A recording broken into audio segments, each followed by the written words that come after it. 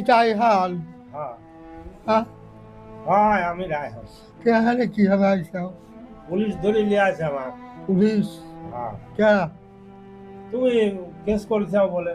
আমি কেস করছি। হ্যাঁ আমি কেস আচ্ছা করবো বললে। কে? তা তুমি জানো আর পুলিশরা জানো।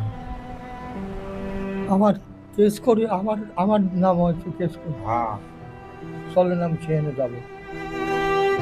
যাই। আমি সেখানে যাই অফিসারের কাছে। আমার যা লাগবে আমি দুঃখী করিয়ে চলে আইছি, আমার জোর করে ধরে নিয়ে আইছি। আর কেন আইছি? আমার বেটাকে আমি নিয়ে যাবো, আমার বেটাকে আমি নিয়ে যাবো, আমার ঠেহাই কিনারে। হ্যাঁ দেরি আছে যা দেরি হ্যাঁ, যা দেরি আছে ও নামাজ পড়ে গেছে, নামাজ পড়ে আসতেছে। একমাত্র ছেলে তাড়িয়ে দেওয়ার পর কৃষক হেলাল ও চায়না দম্পতির বারান্দায় আশ্রয় নিয়েছিলেন তসিমউদ্দিন। তীব্র অপমানে শতবর্ষী এই বৃদ্ধের কান্না থামছিল না কিছুতেই। নাগরিক টেলিভিশনে নিজেকে পিতা ভাবতে লজ্জা হচ্ছে শতবর্ষী তছিমের এমন শিরোনামে নাগরিকে প্রতিবেদন প্রকাশের পর মুহূর্তেই তা সামাজিক যোগাযোগ মাধ্যমে ছড়িয়ে পড়ে, নাড়া দেয় লাখো মানুষের বিবেককে। আমি আমার বেটার যদি আমার মুখে ফিরে পাই, কাজে আমি লাশ খাই। হ্যাঁ কাজে আমি লাশ খাই। রাজশাহী যাবেন? আপনি লাকসায়? হৃদয় বিদারক এই সংবাদটি এড়ায়নি পাবনার সিনিয়র জুডিশিয়াল ম্যাজিস্ট্রেট মতিউর রহমানের চোখও। তিনি স্বপ্রণোদিত হয়ে নাগরিক টেলিভিশন পাবনা প্রতিনিধি আলাল উদ্দিনের থেকে বিস্তারিত খোঁজ নেন এবং আদালতে একটি মিস মামলা দায়ের করেন।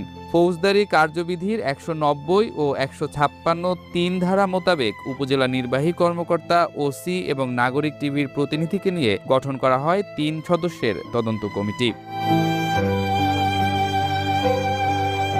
আদালতের নির্দেশে দ্রুত মাঠে নামে পাবনা সদর থানা পুলিশ। ঈদের দিন রাতে গয়েশপুর ইউনিয়ন থেকে পুলিশ হেফাজতে নেওয়া হয় ছেলে রায়হানকে।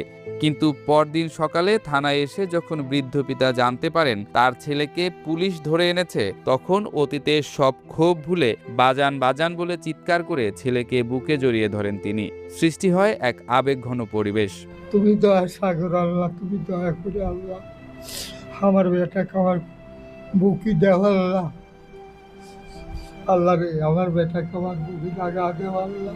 ঈদের পরের দিন তুমুল ঝড় বৃষ্টির মধ্যেই বাবা ও ছেলেকে আদালতে হাজির করা হয়।